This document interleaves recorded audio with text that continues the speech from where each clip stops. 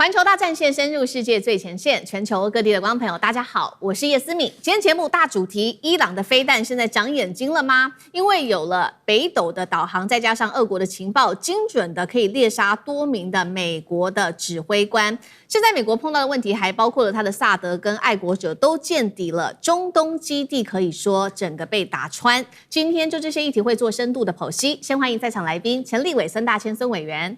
大家好。前国安会副秘书长杨永明老师，思敏好，各位朋友好。前海军舰长吕礼士舰长，主持人好，各位观众大家好。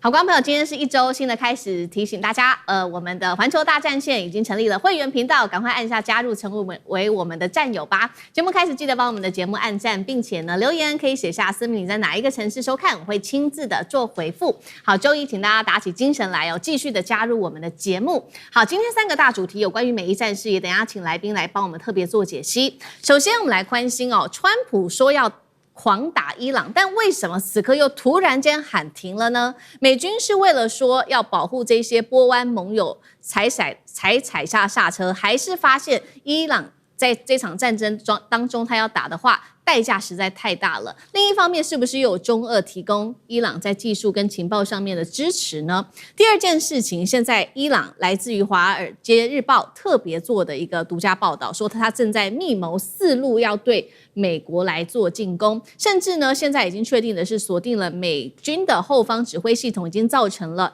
最新伤亡数字来看到哦，美军伤亡18死624伤。重点来了，这个数字还不是伊朗给的，是美军的五角大厦给出来的伤亡数字，而且被打的很多都是军官跟指挥人员比例偏高，就是这些比较高层的人，代表美军的优势正在被瓦解吗？这是第二件事情。第三件事情就是我们武器面了，不管是爱国者的库存暴减60%，或者是萨德现在也都快被消耗完毕了，这个美国的弹药是否亮起红灯？今天就这些议题会来深度剖析。还记得吗，观众朋友？前几天川普才放话说，美军已经上膛，准备要对伊朗发动下一波第2次世界大战以来最大规模的军事攻击。没有想到，才过短短的1天，突然间宣布暂停了。川普总要给个理由吧，于是他就说呢，主要是因为很多的国家希望我们不要打伊朗了，这当中包括了沙烏地阿拉伯、阿联跟卡达，因为呢这些国家说，一旦战火全面升级的话，后果是导致整个波湾地区会一起陪葬的。要知道川普为什么会有这样的想法，是不是跟伊朗有关系呢？因为伊朗在前几天曾经说过，只要美国或以色列真的敢攻击任何伊朗的能源设施的话，那么他们就会攻击包括了沙烏地阿拉伯、阿联的油田，还有卡达跟以色列的天然气设施，都可能列入报复名单当中。所以川普只好喊停了吗？好，这件事情还不知道是不是真的。但是川普真的会因为波湾的盟友说帮我们吧，先不要打伊朗而暂停这一场战争吗？还是美国自己内部的军事体系出了问题呢？因为我们要来看到最新有关于美军的伤亡数字。好，现在看到是五角大厦最新公布的18人死亡，624个人受伤，是不是因为这数字其实已经太惨烈了？所以呢，我们看到新一轮的伤亡，接下来美军说呢，都会归入在海外行动的特别的类别当中，不会再列入这一场战事美伊战事的战争当中了。现在被痛批说，是不是你要淡化目前美军的死伤人数呢？好，更难堪的事情是，伊朗打的还不是最前线的这一些前线士兵。来自《华尔街邮报》特别做的报道说，光是今年3月份，美军科威特基地遇袭，不但造成了美军死亡达到了数十人受伤，但是重点来了，都是这些美军的高阶的指挥官受伤，在袭击当中甚至还遭到脑震荡等等的伤害。而我们进一步来挖深做分析，美军这一批伤亡名单当中，确实都是以军官、士兵、技术人员、后勤人员的这些比例偏高。什么意思？伊朗打的不是前线的士兵，而是在背后指挥、维修，还有跟通讯有关、后勤作业有关的最重要的骨干。另外呢，我们看到为什么伊朗的飞弹跟无人机的精准率在大幅的提升，现在也在说有没有中俄在这背后做支援呢？所以外界质疑中国提供的是北斗卫星，俄罗斯提供的是目标定位的资讯，真的是这样子吗？好，所以今天节目一开始先请教委员怎么看。先来看川普为什么突然间他口了，是他发现这个死伤真的太高了，没有办法再打下去吗？那么伊朗能够打进美军的后方，精准的猎杀，不管是他们后面最重要的指挥官、情报设施，这当中是伊朗自己的自己靠自己的技术，还是有中俄的技术在这背后做支援？委员怎么看？对，我想以伊朗跟中俄之间的关系那么我相信中俄对于伊朗绝对不会袖手旁观。那么只是中俄在操作这个相关支援的这个管道跟方式都相对很低调，所以也很难让美国抓到把柄那么先前美国曾经透过媒体放了一个讯息，说中国大陆这个秘密援助了这个伊朗400枚飞弹那么所以呢才会导致到现在的伊朗的这个战力大幅提升。可是很快的北京政府就否认了那么你说这个伊朗的飞弹打得越来越准是因为来自于中国大陆跟俄罗斯的这个相关的卫星或情报的协助吗？我相信当然有其可能不过这中间还有其他的原因就第一个原因就是现在伊朗才把它真正的压箱宝拿出来。所以先前比较不准的，那是为了要消耗这个美军的这个所谓的防空飞弹系统那现在他拿出来的是这个相对高阶的这个导弹那么当然这些飞弹的准度就会提升。那么第二个就是说，美军在这个整个中东地区的雷达防御系统、这个防空系统都已经被消耗跟摧毁了，所以呢，他要打到就不是这么难的事情了对伊朗来说呢，当然命中率就大幅提高，这个伤亡的这个情况也会严重。然后呢，你说第三个，就事实上有很多的卫星是商用卫星，它其实不是军事卫星的，所以你说伊朗在国际上有中国大陆的这个商业卫星，它要去出租，它只要付得起钱，这样的商业卫星是一样可以提供服务的那么，但是我回过头来讲，其实川普现在最大的问题就是我们不断的在强调的是，各位知道现在是美国要打伊朗，所以这又是主场跟客场的问题了。就美国现在是客场，他要千里迢迢的把他的部队投射到这个战场来。过去美军是靠美军在整个中东地区的基地来做兵力投射，但是大家看一下这个美军在波斯湾的主要的几个基地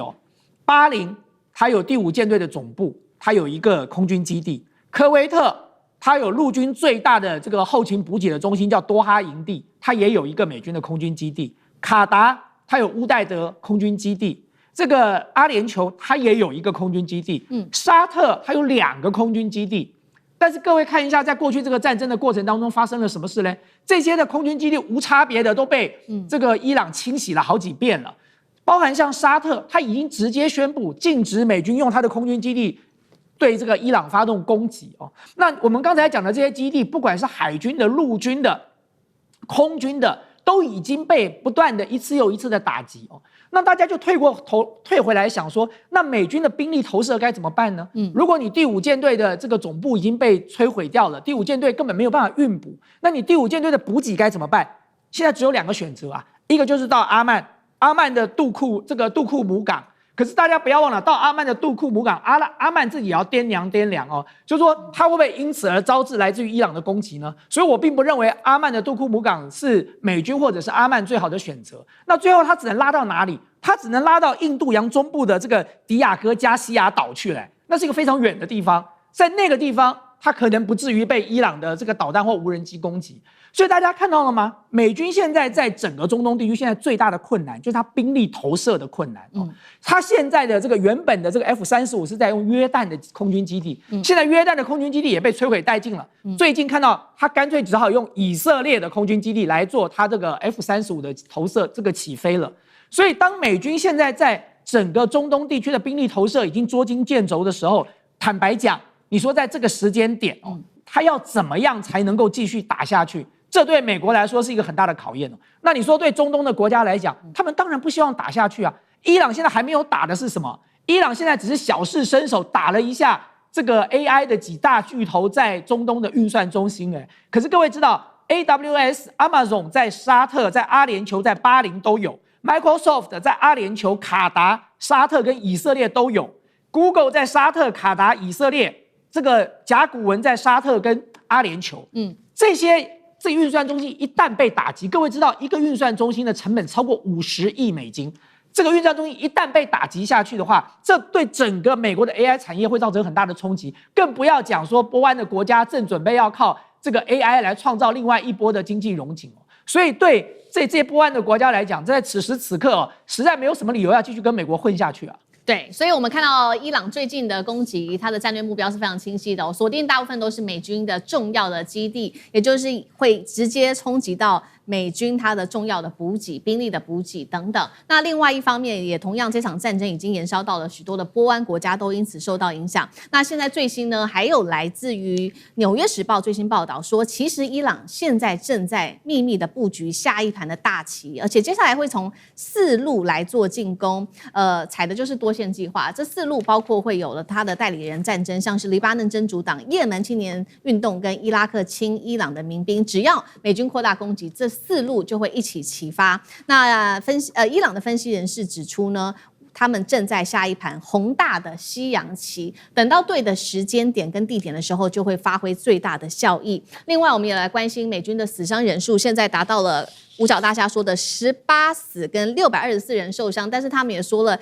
最新的这些伤亡会列入海外行动当中，被批是不是要淡化死伤人数？就这个问题，杨老师怎么看？另外，是不是美军轻忽了有关于他们的防空系统的能力？杨老师怎么看？美国现在18个人死亡，620到640人受伤。不过这个里面呢，军官比例偏高。大概这里面有400多位是陆军，为什么？因为在科威特，它是陆军为主的就是基地，那而且刚才谈到，它是指挥所，它是后勤，它甚至是一些防御的中心受到重创，而在这些地方，其实军官的比例就比较高。陆军大概在受伤的620位里面有400名是陆军，而这里面呢有64位是军官。所以这个比例就蛮高的。那这只是显示说，它被攻打的这个基地事实上是以就我刚刚提到的那些项目为主。那这个代表什么意思呢？代表就是说，几十年下来，美国跟伊朗的这个竞争对抗打压，然后呢，这过程当中，美国还陆续的攻占了阿富汗、伊拉克，然后呢，叙利亚，对这些地方用兵。那可是呢，他们没有想到有一天真的会对伊朗用兵，而相关的准备几乎是一夕之间就被翻盘。那我的感觉，他们还是比照像以前打阿富汗、打伊拉克一样去打伊朗，也就是说，除了斩首之后，就全部的各式各样的飞弹，然后呢，在海上发射，在飞机上发射，然后去轰炸，那把所有的这些指挥据点或者是桥梁或者是军事据点给炸掉。伊朗应该军事就会瘫痪，革命政权就会瓦解，结果刚好相反。为什么？他们忽略了几个这种不对称作战最重要的关键。其实连俄乌战争也是一样。地理因素其实先决定了一切，因为伊朗是一个高原堡垒，而乌克兰是连接各国，所以它的后勤不断。而伊朗呢，它的高原堡垒把它的发展出来的飞弹跟无人机给提升了2成3成以上的这种攻击的效力，然后呢，相对的呢，它没有任何有效的就是防御，他以为爱国者加萨德，那你是在跟谁作战？你跟俄罗斯吗？事实上，这种低速的无人机造成整个刚才我们谈到大多数的伤亡都在这边。不过这边补充一点。伊朗也死了大概3500人，美军的估计，伊朗死亡来到6000人，伊朗受伤是来到大概35000到4万人所以这个说美军这边伤亡惨重，其实是美国自己本身的一个新闻的报道。是，因此我觉得其实美国现在这一场这个对伊朗的战争就告诉我们一个现在新型的战争这种不对称的优势其实是这一个很大的关键。那刚才提到。那伊朗的反击当中，对于军事基地，那接下来呢，对于能源设施，然后刚才委员所提到的，对于 AI 的这些资料中心，还有第4个，这个第4个是让川普真的不敢打下去了。他列了一个名单，所有川普家族在这个区域的投资的财产，包含川普大楼，因为有些根本不是他自己的，是借来这个挂名的，但是呢，当然会跟他有关系，总共加起来170亿美元。所以然后他的家族又投资了很多，他的这个女婿的基金也投资了很多，都在这个区域。伊朗把他名单列出来，你再打我就打这些设施。川普马上说我们不打了，我们8月3号要谈判。好，这个是有关于美军目前的最新状况，并且还有看到他的死伤人数等等。那其实呢，美军它另外一个状况，现在还有包括它的这个武器库存，现在已经越来越不足了，尤其是在防空武器，它的弹药正在快速的消耗当中。刚刚看到的是五角大厦公布的死伤人数，那另外就是有关于这个他们的飞弹，还有的拦截飞弹的数量了。先来看爱国者，先前是2300多枚，那一度是下降到1000枚，这是在4月份的时候。那现在最新数据预估可能只剩下759枚，最低啦，最低点的话，这样的数字代表是这个一减少了大概60%左右。爱国者防空飞弹同样现在只剩下250枚左右。那大家就说了，那赶快速的生产吧，然后下单吧。但是这个时间真的出来大概要2到4年的时间，接下来怎么办？如果真的开战，伤亡还会再持续的增加吗？吕舰长怎么看？刚刚杨老师特别提到啊，就是现在伊朗所采取的措施就是打你川普的资产，这个就印证了圣经里面讲的钱在哪里，心就在哪里，所以他现在就不太敢对伊朗动手了。那这个就是他资产的部分了。我们可以看到，这个无论是阿联酋，那它有这个大楼以及高尔夫球场，在阿曼，那它也有这个相关的度假村，那在沙烏地也有，那在这个我们讲到说卡达的部分，通通不一而足啊。那对不起，那个川普真的是怕自己借来的钱那出了问题啊。那我们以前听到伊朗的飞弹都长成什么样子，听到的都是泥石啊，听到的都盖德尔、伊马德的这些，可是我们现在听到的完全不是啊。那也就是我们刚刚讲的那些都是旧的飞弹，新的飞弹是长成什么样的？新的飞弹也就是我们看到的这个海巴尔谢坎，也有一种翻译叫做破城者啊。那我们可以看到，它这个就是标准的双锥体可控制翼，也就是它进入到大气层之后，它可以改变它的一个那个航向，也就是说，它已经不是一个很单纯的这一个抛物线的一个行进。那另外呢，有关于迪亚哥加西亚岛的部分，之前也实际上被这攻击过。那这一个呢，当初当然是没有攻击到了，攻击到美国一定下得更远。那这一枚飞弹叫做什么？这一枚飞弹，其实呢，它叫做这一个霍拉姆沙赫尔4型，都是我们以前很少听到。他以前告诉我们只飞2000公里啊，可是从伊朗最南端飞到迪亚哥加西亚岛就是3862公里，可见它隐匿了一半射程。那如果我们看一下这个射程表的话，我们就会发现呢，它原来让我们知道的都是这个比较短程的，例如说黄色的、橘色的。那但是呢，实际上来讲，我们现在所看到的，那它的实际射程可能都是红色的，甚至紫色的。那这也就是他之前提醒啊，保加利亚，就是你再让那个飞机从你这个国土起飞来打我伊朗的话，你要想一想啊。那也就是说呢，它直接的威慑我们讲到的这一些欧洲国家。那另外，飞弹到底出了什么问题？我们现在看到就是美国当初引以为傲的那个 PAC-3 MS-1的部分，它其实就像一个小型的萨德飞弹一样。我们大家看它起飞那个发射的时候，它的侧推它有系统的，那也就是我这里画红线的地方。这个红线我们看到它有非常多侧推的部分，它侧推的部分就可以直接改变它的一个攻击的一个位置。那这个原来都是要应对弹道飞弹的那个拦截的，但是这张图我是引用标准3型啊，让大家参考。那但是呢，现在他为什么跑回去买标准2型？因为他发现他攻击的都是见证者136这种无人机，根本不需要这么好的啊，然后所以他回头去买标准爱国者2型的防空飞弹。那它其实是这样一个破片杀伤的一个过程啊。那刚刚其实主持人跟我们讲了有关于数量的部分啊，这个数量的部分其实是真正最严重的部分，也就是我们之前看到的，在4月那个时候准备要进行和谈的时候，其实对于爱国者来讲，他从原来的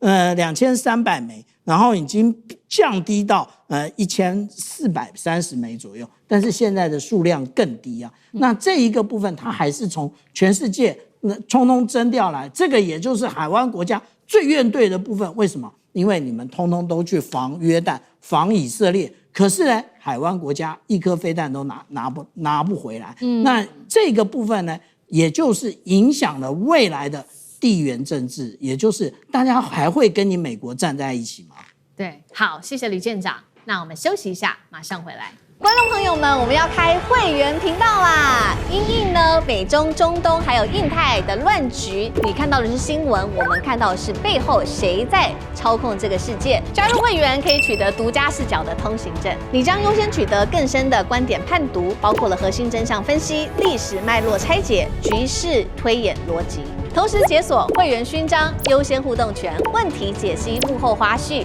支持我们制作高品质的影片。点击下方的加入键，一起成为战友吧！我们会员频道见。好，巴拿马听川普的下场，现在被中国给打痛了。包括等一下我们会一起来看到的传奇问题、港口问题跟航线全面围剿。长江合记的港口现在有2个港口说没有人敢接手，接下来巴拿马可以说是被中国打痛了吗？欢迎观众朋友一起跟我们留言做互动。如果您认为巴拿马被中国打痛，留言写1；如果您认为现在看起来还要再观察，留言写2。好，来跟我们互动。巴拿马卷入了中美的这一场大国竞争之后，我们先看到付出了惨痛的代价。来自于《华尔街日报》最新的报道说，光是今年以来挂着巴拿马传奇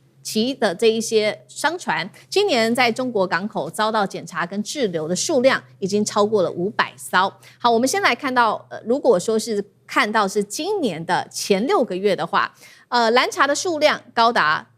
占比较去年同期增加了4倍，如果是讲扣留的数量，更是较去年同期增加了大概达到70%。那现在呢，其实他们最担心的事情，对于船东而言，就是说，如果你的商船被扣留在港内，只要是短短1天好了，这个损失的金额甚至上看了上万美元。所以最直接的选择，他们可以做什么呢？他们干脆就是退出巴拿马的船籍，这是一个方法，或者是他们就干脆来换个船籍好了。那我们先来看退出的部分，上半年就有642艘的船舶退出了巴拿马的船籍。要知道这个数字是2006年这20年来最长的一个记录哦，最大的一个跌幅。那么来看到的是，完全是转换船籍的数量也是非常的高，比5月份再增加了大约47%。目前有200多艘的船籍，甚至是10000吨以上的这些大船呢，他们就直接转换了他们的船旗。这样子的结果是造成什么呢？巴拿马它所谓的船籍王国的帝国的崩塌。我们先来看到巴拿马的船籍对他们来说为什么很重要？因为在他们的国库收入大约达到6.8亿美元，占财政收入大约有7%左右。而目前其实呢，全球还有8000多艘、8500艘的船舶都还是挂巴拿马的国旗，会不会这8000多艘接下来就全部转换他们的船旗了呢？好，另外现在巴拿马手上还碰到一个非常非常棘手的问题，就是说目前巴拿马他们有4座的这个港口正要招标。当中有2座的这个港口是由中国的长江合记所掌握的这个港口，那这当中包括了这个巴尔博雅港跟克里斯托巴港这2个呢，没有人敢接手，因为这争议太大啦。本来是长江合记的，大家真的敢拿吗？如果说接下来巴拿马他要让中国企业回来的话，川普可能就会翻脸，他现在卡在美中之间很尴尬。但是如果呢，把这个港口又交给欧美的企业，对方可能又要评估说，中国在这边所扮演的角色，还有之后他们会不会承担法律的责任啊？那如果说巴拿马自己营运的话，巴拿马有这样子的一个能力吗？有这样的一个管理能力吗？所以呢，巴拿马现在怎么办呢？那港口就放在那边，也不知道该如何是好。所以今天节目一开始，先请教委员怎么看了2座长河本来要经营的港口，现在没有人敢接手，变成巴拿马自己的烫手山芋吗？那川普要求巴拿马选边之后，所有的经济代价，也没有再管巴拿马了，留给巴拿马自己去想办法吗？委员怎么看？对啊，长江合记在巴拿马运河的2个港口现在当然这个长江合记采取用国际的法律诉讼来进行仲裁的方式希望能够把公道讨回来。那么当然长江合记这样的操作是很聪明的，因为在他采取这个国际的相关的这个法律仲裁的过程当中，其实其他的企业大概没有人愿意去接手这2个港口哦，因为先不要说你会不会要被追诉其他的赔偿，是你接手了之后会不会立刻又要再吐回来哦，没有人确定。虽然巴拿马这一次是引用宪法等级啊来进行处理，但是谁知道巴拿马可以用宪法这个把长江合记的港口拿回来，那也有可能因为国际诉讼的败诉或者是其他的压力，把这个港口再吐回去给长江合记啊。所以宪法现在显然看起来在巴拿马也不是这么崇高的哦。那么因此在这个情况之下，你说其他的企业要接手，它当然就会有再三这个考量哦。那你更不要讲说除了这2个港口以外的其他现在要这个委外的港口，那国际的企业大概都不敢接了。为什么不敢接呢？因为我现在接了，当年的长江合记不是也是依照你巴拿马相关的法规接下来了吗？结果你说叫他吐出来，他就要吐出来。那我现在接了之后，会不会哪一次你看我不爽的时候，又要叫我吐出来呢？所以其实当然，你说现在巴拿马运河的其他的港口哦，要对外做招标、做委托这个运营哦，那么任何一家企业恐怕都要去考虑巴拿马的这个诚信度哦，到底有多可靠。那么现在对巴拿马来说，它最大的冲击是什么？大家都知道，巴拿马就是挂方便旗，挂了它的旗叫做这个全宜轮。那为什么叫方便旗呢？因为挂了它其实就很方便哦。那么在国际之间的这个各个港口之间哦，这个往来，那么都可以得到快速便捷的服务，这叫做方便旗。可是如果有一天方便旗不方便的时候怎么办呢？所以现在的问题就来了，所有的方便旗到了中国大陆港口，它就不方便了。就中国大陆很巧妙的用了港口安全检查这样的一个措施哦，既不违反任何的这个国际法相关的规定，也不违反任何的这个贸易准则，它就是以这个港口所有国哦，然后针对船只进行港口安全检查，而且它检查的理由是什么？他说巴拿马方便旗的全宜轮哦，在过去这段时间的意外事故比重太高了，所以他就开始强力进行检查。光是在2026年，就是今年的3月到5月哦，就是光是这个不到2个月的时间，巴拿马全宜轮挂它方便旗的这个船只就有90艘到130艘被扣押了，是，所以才会导致到刚才思敏告诉大家的，光是今年上半年就有642艘决定不要再挂它的方便旗了，因为挂了不方便哦，那就改挂别的旗。那对巴拿马来说的冲击是什么呢？很多人说，哎呦，这个方便旗的注册费很便宜啊，几乎占不了巴拿马 GDP 的1%。没错，巴拿马玩的把戏是什么呢？你注册我的方便旗哦，这个注册费不高，很便宜啊。但是呢，当你注册完之后呢，我给你收的海事服务费可是包罗万象的哦，因为你的旗只是挂巴拿马的旗，所以你接下来的法律诉讼，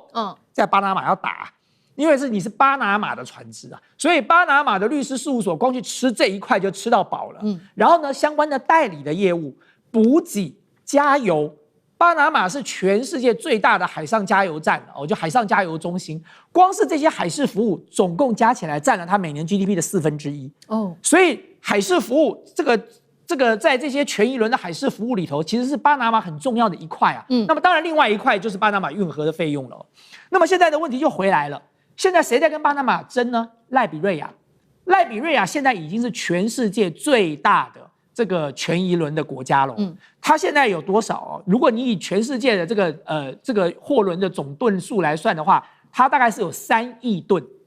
总吨数有3亿吨。可是船只的数目没有巴拿马多，它才有6100艘。可是如果你以吨数来看，它占了全世界的17.4%，它是全世界现在最大的全宜轮的这个国家。巴拿马是第2，它大概是输了这个赖比瑞亚一点，它只有2.6亿吨。然后呢，它有多少艘？有8500艘。它现在的比重是全球的15.2%。所以大家看到咯，就现在已经是在进行消长了。那你接下来呢？不要讲别的，你光讲这642艘，它去挂谁的呢？它当然去挂一个赖比瑞亚，不是更方便吗？所以对于这样的一个状况，如果不解除哦，中国大陆又是全球最重要的一个是全产业链的出口国，那么所以你说这些货轮要不到中国大陆去，不进入中国大陆的港口，恐怕都很困难了。所以如果今天挂了巴拿马的方便旗，到了中国大陆的港口都不方便了，不但不方便，还有可能被扣押，一扣下来的时间，它不是1天2天的，它可能是1个月2个月。那么你想想看，如果你是船东，你是这个船运公司，你会做什么考量？当然不啰嗦啊，我先把这个不方便的方便旗换掉了，我改换赖比瑞亚的方便旗，也许会比较方便一点的。好，因为现在船东的选项就变多了，他们干脆就是直接转换船级。所以再次讲一下，这个光是上半年退出巴拿马船级，现在是642艘。那现在其实还使用的巴拿马船级的还有8000多艘。现在是担心会不会这一些8000多艘的船东，他们也决定说，干脆来换个船级好了。可以说巴拿马的船级王国已经完全松动了。杨老师怎么看？我们如果用每个月大概200艘到300艘退出巴拿马船级的话，你到年底大概就将近2500艘啊，你现在已经600多艘了嘛，你将近有2500艘的时候，那你占这整个巴拿马船级的比例就非常高了，那就会产生全面性的冲击跟影响。那当然也是因为我们刚刚提到中国大陆本身它的进出口占全世界14.4%，排名第一，排名第二的是美国8.3%。排名第3的呢是德国6.7%，所以美国加德国差不多等于一个中国这个量，那当然你就要进出所有的这些港口，然后承接这些货物，那中间会前往美国、前往中南美，然后经过巴拿马海峡的其实都很多，那这里面挂巴拿马旗的当然是主要，因为它到现在为止是 No.1， 所以呢，你觉得用巴拿马的旗帜很方便？那中国大陆也很方便的去这个检查你，那因为你事实上在违约在先，而且大家都知道，你用一个所谓的宪法法庭通过一个这种把几十年来的契约说不合法，那这个没有人会接受这个说法。那现在这个仲裁，我觉得也很难讲，因为美国一定会保护它、偏袒它，那中国只有用这种方式来去反制。但中国真的希望就是巴拿马的旗帜完全都就是说减少归零吗？也大概不希望如此。可是呢，它会有这个压力，这个压力倒不绝对是在说，接下来是每个月还是200到300艘退出巴拿马的这个船级国。我觉得接下来要观察几个东西，就是国际银行是不是看你会拒绝接受巴拿马船级国的船级船只的这些抵押，还有呢，是不是保险公司会开始提高巴拿马船这个有巴拿马旗船的这一些的保险费用，因为你有一个可能你前往中国大陆你就被扣押了嘛，然后你就开始增加你这个成本。那同时大型的租船是不是公司呢会不会要求这些船只要集体的改变？那这个就会对巴拿马造成影响。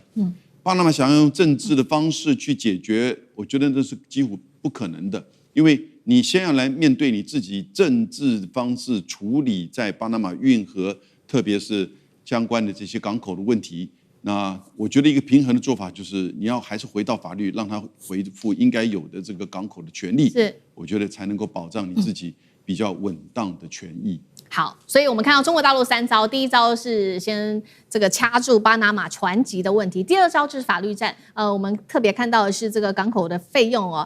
包括了长江和记启动的国际仲裁，可能面临法律行动会索赔的金额高达了20亿美元，这是它的第2战的法律战。第三刀的这个它的方法是来掐住巴拿马的经济咽喉，那锁定的就是中原海运集团全面暂停巴尔博雅港的全部业务，那转到呢秘鲁的前凯港，导致巴拿马每月损失2400万美元的港口加运河收入。当然了，它也不进口巴拿马的香蕉等等，这个农产业对于巴拿马来说也是非常重要的。那舰长怎么看？我相信我们有很多的观众很喜欢到这个港口去看一看船那我们就会常常看到船后面有这个旗子，这个就是巴拿马的国旗。那为什么这么多船挂？那就是刚刚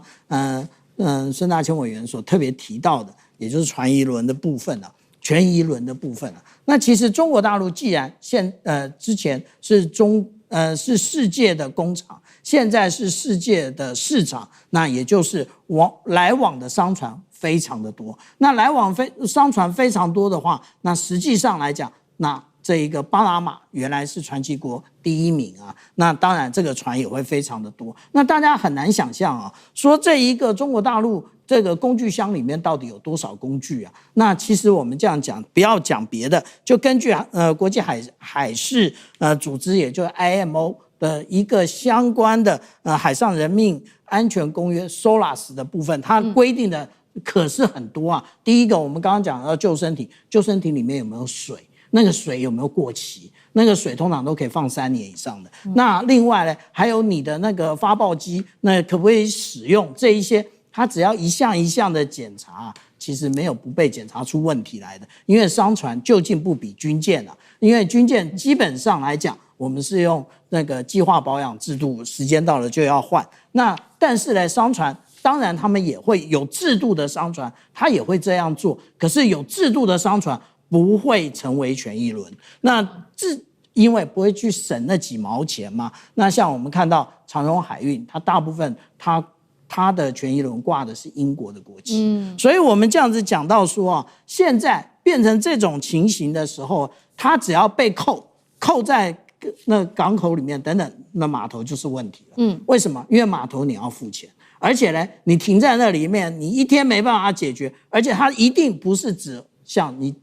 只抽你一个救生艇的问题，他可能还检查你的什么弹库、冰库、那个菜库啊，里面你有没有符合卫生啊，什么通通都可以查。这个一查起来，你停的可久了，那你的码头费那个就很贵了。而且你码头费除了本来就贵之外，另外你会面临另外一个问题，也就是后面的船进不来。我们现在所看到的非常多的码头，其实它的这一个通通都是由大航商整个租下来，因为都是定期货轮。那如果定期货轮的话，它都是排好，今天张三进来，明天李四进来，然后现在的一般的货柜轮停不到24小时就出港了。可是你如果被扣的话，后面的船进不来，那你原来定期货轮你要打交的这一个下一个港的货柜你也交不出来，那这个就会变成说你的航商要负责赔这些钱。那这一个也就是大家未来不愿意挂这一个巴拿马国旗，成为巴拿马的这一个权益轮的最重要的推力。好，谢谢舰长。那我们休息一下，马上回来。观众朋友们，我们要开会员频道啦！因应呢美中、中东还有印太的乱局，你看到的是新闻，我们看到的是背后谁在操控这个世界。加入会员可以取得独家视角的通行证，你将优先取得更深的观点判读，包括了核心真相分析、历史脉络拆解、局势推演逻辑。同时解锁会员勋章、优先互动权、问题解析、幕后花絮，支持我们制作高品质的影片。点击下方的加入键，一起成为战友吧！我们会员频道见。好，最新消息，日元崩盘哦。日本现在呢是向美国求救，还是美国要收割呢？因为川普最新也讲说哦，这个日本有向美国来求援哦，是不是也暴露了有关于东京现在面临的经济危机呢？另外，我们看到的是包括它的汇率创下40年的新低，还有上万家的企业倒闭，跟它超过了 GDP 260%的债务哦。日本经济防线告急吗？今天会做深度的剖析，欢迎观众朋友留言。如果你认为日本的经济陷入惨况危机，留言写1；如果你认为还没有，还有待观察，留言写2。我们一起做互动。日本的经济是不是面临数十年来最大的一场压力测试呢？我们知道，过去日本的经济可以靠着出口、靠着低利率，还有海外的资产撑起了第3大经济体，但是现在这个神话是不是因为面临了4大危机，所以不在了呢？好，这4大危机包括了我们等一下会来特别聊的日元暴跌，还有内部通膨升温、企业倒闭跟债务失控的4大日本现在面临的危机。先来看日元的部分，现在跌到了新低点，40年新低，迫使美日睽违多年，这一次决定要再次的联手来干预汇市，就是认为说，日币真的不能再跌了。好，我们先看到日本做了什么事情，再来看美国做了什么事情。日本为了要救日元，其实呢，今年4、5月就已经开始救了，不是现在才救。当时政府出动的是11兆的日元来护盘，结果有没有用？几乎是完全没有用的。所以日本这一次可能再投入530亿美元护盘，到底有没有用呢？其实很多专家也不看好。接下来我们看到美国又做了什么样的动作来保护日元呢？美国方面，川普说了，日本向我们求援希望我们帮助日元赶快的稳定。那川普也说，其实呢，我们帮日本对我们也有好处，也是符合美国利益的。这句话什么意思？等一下我们来特别解读。再来，财政部呢也在7月31号传出他们会接下来怎么做呢？把欧元给卖了，干脆买日元吧，来帮助日币的这个支撑。那有媒体就拍到说，当时啊，贝森特其实呢，他就在写一个有关于代办的清单当中呢，写到被媒体拍下来说，贝森特写要接下来买进50到100亿美元等值的日元，要来护盘日元。大家也在看说，你美国要介入去护盘日元，是不是不怀好意？而不是真的要帮助你的盟友。现在呢，专家也列出了3个原因，为什么美国要去护盘日元。第一个是避免日元过度的贬值，弱势的日元是有利于日本的出口的，这样会冲击美国的制造业，这是第一个。第二件事情是要防止日本的金融市场剧烈波动，而日本长期持有美债是主要的持有国，如果日本的金融市场表现不好，恐怕也会重击美国。第三个是它要维持全球的金融的稳定。所以今天节目一开始，先请教委员怎么看日元40年新低？川普说了，日本向我们求援，难道是揭开日本的经济危机吗？再来，为什么他要救日元呢？因为其实过去我们回头看，1985年曾经有这一场广场协议，美国曾经透过这个救日本的汇率干预汇市，让日元升值。结果后来发生的事情就是日本它的这个泡沫的危机。那这一次他伸手救日元，真的是救盟友吗？还是变成美元霸权下的金融收割？两个问题，委员怎么看？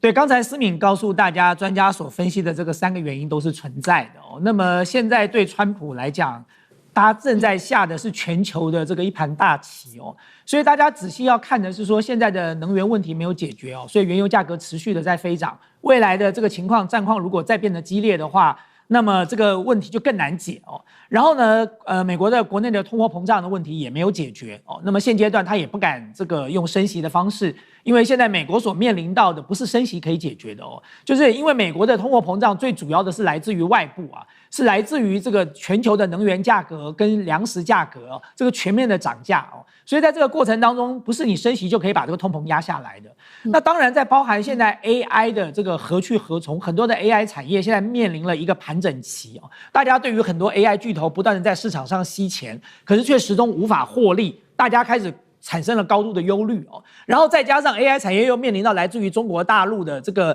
AI 的这些模型的这些威胁哦。所以其实美国的股市算是摇摇欲坠的，这就是大家为什么最近看到这个股市涨涨跌跌，而且幅度都很大，一点风吹草动，这股市就大跌了哦。那么在这个情况之下，如果日本的日元仍然无量下跌，那么这对全球的金融局面来说是造成一个非常大的变数的。那么一旦这个全球的金融的是紧密互相连结的状态，就有点像什么？大家知道，就有点像一群登山客，大家都绑在一起，每一个人都用绳索绑在一起。日本也是国际金融体系很重要的一份子，所以当其中一个登山客掉到山崖的时候，他就有可能把大家一起拖下去了。所以你说对美国来讲，他当然啦，你说收割有其可能，但是最主要的，他要自保啊，他就是不希望被日本拖累。不过现在的问题来了，在今年的就是前几天7月31号美国跟日本在睽违了15年之后，再一次的联合开始进行买进日元的动作。那你说美国跟日本联手买进日元，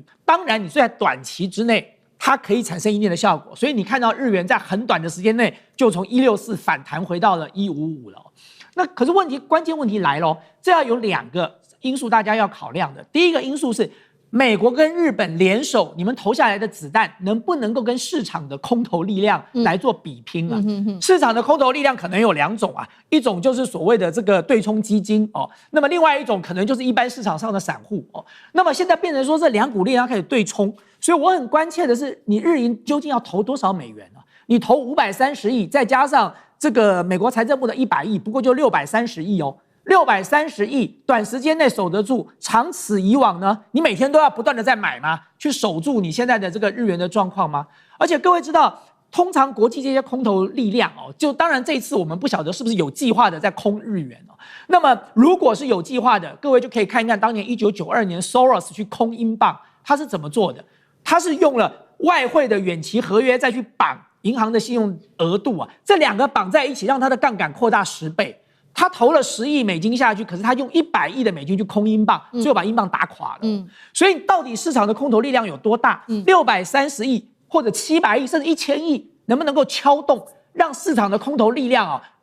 要立刻来进行回补？那么这个我们可以做后续的观察。是第二个关键问题是，他现在打算怎么做呢？他短期之内把它拉升，然后他希望让这些过去我们讲到的借日元去买美元赚这个套利、这个价差的人。因为会面临到了汇损的问题啊，就是你当时借的日元的这个额度是很低的，可是因为你的日元现在在涨啊，所以你在这个你借了日元去买了美元，你所得到的收益，在面对到你的汇损的时候，究竟划不划算？他现在在做的是这个盘算。可是关键问题来了，因为他们之间的汇率差距太大了，一个是1%，一个是3.5到3.75，中间差了2.5到2.75的利率哦，所以除非今天汇损很大，大到这些。借日元去买美元的人不得不回补，是。那在这个情况之下，这样的一个趋势才能够挡得住。所以其实长远来讲，他们最大的问题还是在汇率的这个差距过大。这个问题不解决，你现在所投下来的钱就是肉包子打狗了，你就是不断的在投下去，那就要看你手上有多少子弹能够把这个洞填平了。好，这个是有关于目前日本金融市场所面临到的困境哦。那其实我们看到整体的金融市场也会影响到整体的经济表现，甚至已经冲击到日本实业，然后呢，引爆了从去年到今年上半年的日本的企业倒闭潮。我们来看到最新的一个真实数据，日本企业去年破产10505家，创下10年新高。今年上半年破产家数也有达到了5000家，特别是我们看到这个负债额达到1000日元以上的日本企业破产数，比去年同期暴增了7%左右。背后的原因，现在说除了这个物价飙升之外，还有日本的缺工问题、能源成本增加，再来就是我们刚刚提到的日币贬值，造成进口的成本暴增，而受到影响冲击最大的就是这些中小企业了。当中我们要来看到一间是成立超过70年的日本老牌支付企业，叫做全东信，最新它宣布破产了。要知道它的冲击是因为它下面它的客户合作商家大约是20万户，如果它破产，预估会影响到2万家的店家，涉及53亿的日元贷款。这个是单一危机吗？还是只是日本的一个还是它是一个日本的内需跟金融体系整体的一个问题？杨老师又怎么解读？它根本就像是芥雅人演的那个《半泽直树》这部片的重演。也就是说，加倍奉还在关西的银行整个介入到的整体几十年来的，就是隐藏一些资产的问题，然后不断的扩大它里面内部的这些财报的造假，然后最后呢一爆而发，变成就是一个非常严重到影响到整个日本经济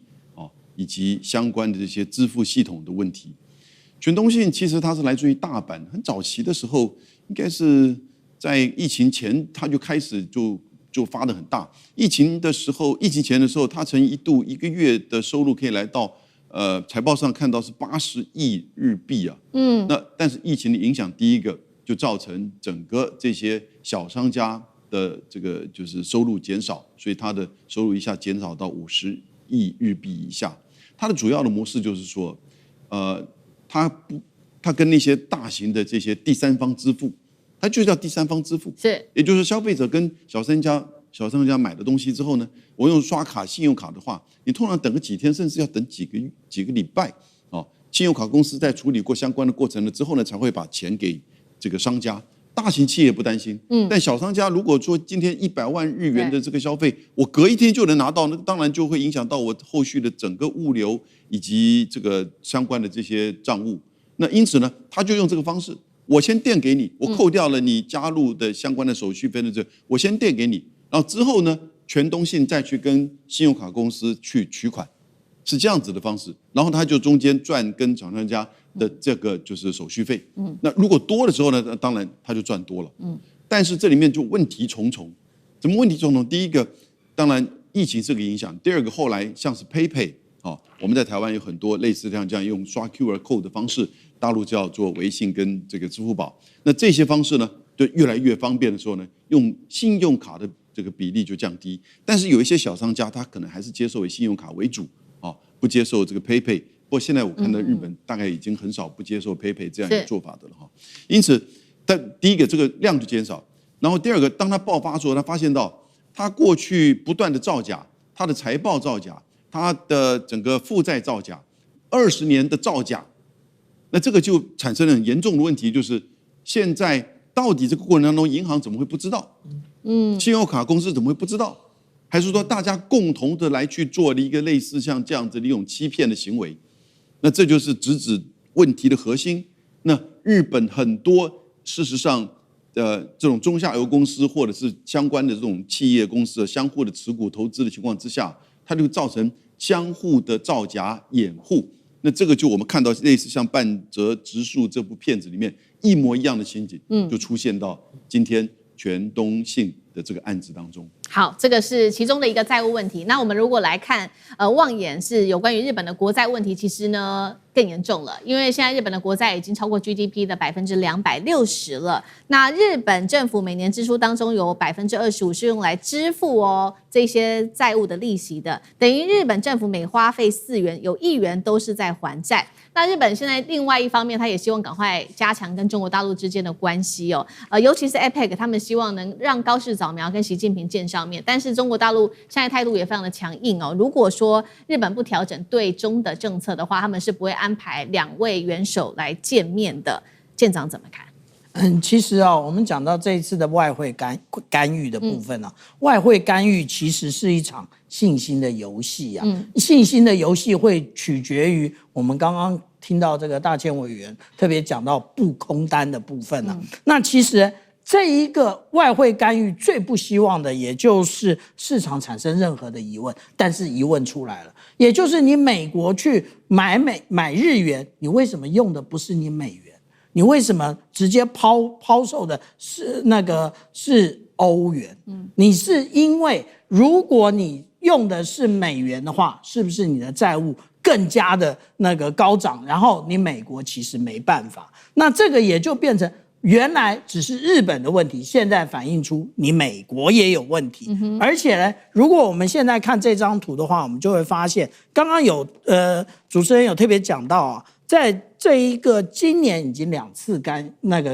干预，也就是我们看到1月23号跟4月29号。可是我们会发现一件事情，反弹的速度，第一次它这一个反弹的速度还比较慢，第二次立刻反弹，意思是什么？因为你越干预呢，越心虚。大家知道，这个就是不空单直接狙击你日元最好的时机点出来了。那现在美国介入的时候，是不是也就证明了这么一件事情？所以我们讲到说，现在这个问题其实是日本真正的债务问题，结果把美国一起拖下水。好，谢谢舰长。那我们休息一下，马上回来。观众朋友们，我们要开会员频道啦！因应呢美中、中东还有印太的乱局，你看到的是新闻，我们看到的是背后谁在操控这个世界。加入会员可以取得独家视角的通行证，你将优先取得更深的观点判读，包括了核心真相分析、历史脉络拆解、局势推演逻辑。同时解锁会员勋章、优先互动权、问题解析、幕后花絮，支持我们制作高品质的影片。点击下方的加入键，一起成为战友吧！我们会员频道见。菲律宾这一回3线挑战中国了，包括他强化黄岩岛的基线，还包括进军联合国来争取资源。另一方面，解放军的反制，我们来看到出动他的轰6K 挂载的是鹰击12亮剑反制。今天做深度剖析，来看到菲律宾不只是闯黄岩岛而已，现在同步拉拢了，把美国拉进来，把日本跟澳洲全部拉进来，这一边在做密集的一个军演，甚至呢，菲律宾这一次，我们等一下节目也会看到，从法律战、资源战到军事联盟3线对中国大陆全面施压。好，我们先来看到菲律宾在这个法律战上面最新它的动作呢是包括了递交了黄岩岛及周边海域官方的一个海图，他说呢这边是他的。这是他们的一个公告，所谓的领海基线。当然了，中国大陆是立刻有了最新的反制动作。南部战区是最新直接点名说呢，菲律宾它破坏了区域地区的和平那他也说了，接下来他会做这个检验自己的实战化的能力，所以代表说，他针对主权问题，已经不是喊话了，接下来恐怕会有这种实战的能力。所以我们就来看到在武器面，中国大陆是秀出了它的肌肉啊。先来看挂载的，包括了轰6K 它的战机，它主要是做的就是可以达到远程的一个打击，阻止外部的舰队靠近。第二个武器是071型的登陆舰。可以投送这些陆战队，还有这些气垫船、2栖的装备跟直升机等等。好，这个是前面2个武器。第3个，中国大陆秀的肌肉还包括056型的飞弹护卫舰，可以做到反潜、警戒等等。最后是它的飞弹驱逐舰的编队，可以投送包括它的陆战队、气垫跟2栖装备跟直升机而已。今天我们要特别来关注到的是另外一款武器，特别的重要是它可以搭载的是鹰击12，也就是轰6K 搭载的鹰击12，外界预估这射程就会最多达到500公里了，而且是末端的部分达到数倍的音速，专门可以来针对大型的水面舰艇来做的设计，也就是代表说，一旦从黄岩岛的空域来做发射的话，中国大陆真正进入打击范围的不再只是菲律宾的军舰而已，而是它可以介入在南海这边整体美军的驱逐舰、巡洋舰，一直到2栖攻击舰，甚至航母都在它的打击范围之内。好，所以今天节目一开始先请教吕舰长怎么看，是不是他已经在黄岩岛这边都部署好相关的作战的剧本了呢？那黄岩岛周围的包括了这些警巡啊、海空演习，会不会真的未来就走向一个比较常态化的发展？舰长怎么看？事实上，我们现在看到的就是一个常态化的过程，几乎每个礼拜那个都黄岩岛附近，也就是中沙群岛都在进行这一个联合战备警巡，那还不叫做常态化吗？那但是菲律宾最离谱的，也就是它的一个有关于领海的部分呢，它都在不断的长大。我们看到，其实最早以前，也就是美西战争的时候，结束之后，把这个有关于在这个菲律宾的权益让渡给美国之后，那黄岩岛在哪？黄岩岛就在这个圈圈啊，也就是在当初你们签订巴黎合约的这一个绿色的这个之外啊。那另外我们看到这是原来最原始的时候，但是我们看到2014年11月30日，我们看到小马可是兴高采烈的抱着他的所谓的海域法的时候，那个时候海域法它所画出来的领海基线长得怎么样？长成这个样子啊。那也就是说，这一个黄岩岛在这个位置有在你的领海基线里面吗？也没有。那但是呢，现在它竟然把黄岩岛划进去了，这个就是不断长大啊。那你凭什么不断长大？也就是你划了这一个有关于这一个专属经济区之后，你就认为专属经济区内的这一些岛屿都是你的吗？那我们来看中国大陆啊，其实中国大陆踩得非常的紧啊，也就是我们现在看到的这2张啊，这一张也就是我们看到的这一个直20J， 那它这一个飞越的这一个岛屿就是黄岩岛，也就是现在是实质控制这个黄岩岛的是中国大陆。另外，我们刚刚看到这后面一小点一小点的，也就是071综合登陆舰。那这一次出现的是985祁连3舰。其实，因为今天这个不是重点，不是在专门讲军武啊。我们如果仔细看的话，祁连3舰前面也装了这一个燎原1的一个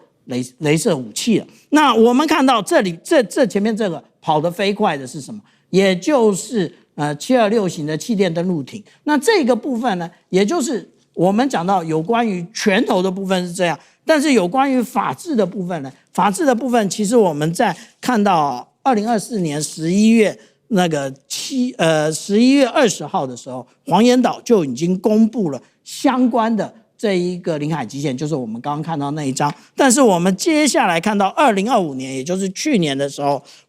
中国大陆的国务院把这个黄岩岛变成国家级的自然保护区，然后它这一个如果不是你的领土，你会这样做吗？你不会这样做的。所以实际控制黄岩岛的是中国大陆。但是我们来看，为什么菲律宾对于黄岩岛这么重视？那因为我们看到这张图啊，也就是黄岩岛跟这个永兴岛，以及我们看到主力永属还有美济围出来这个三角形，其实是南海的战略三角。这个战略三角，如果我们仔细看的话，也就是这3个黄点，这个是运油的重要孔道。所以现在霍姆兹海峡要收钱，未来菲律宾拥有这一块的时候，是不是他也想收钱？好，这个是舰长帮我们特别提到，菲律宾在争取这个法律战要争取在黄岩岛，他认为是他的，这个是一招。那另外2招还包括了除了法律战之外，还有资源战。他现在也向联合国申请说，他要往西巴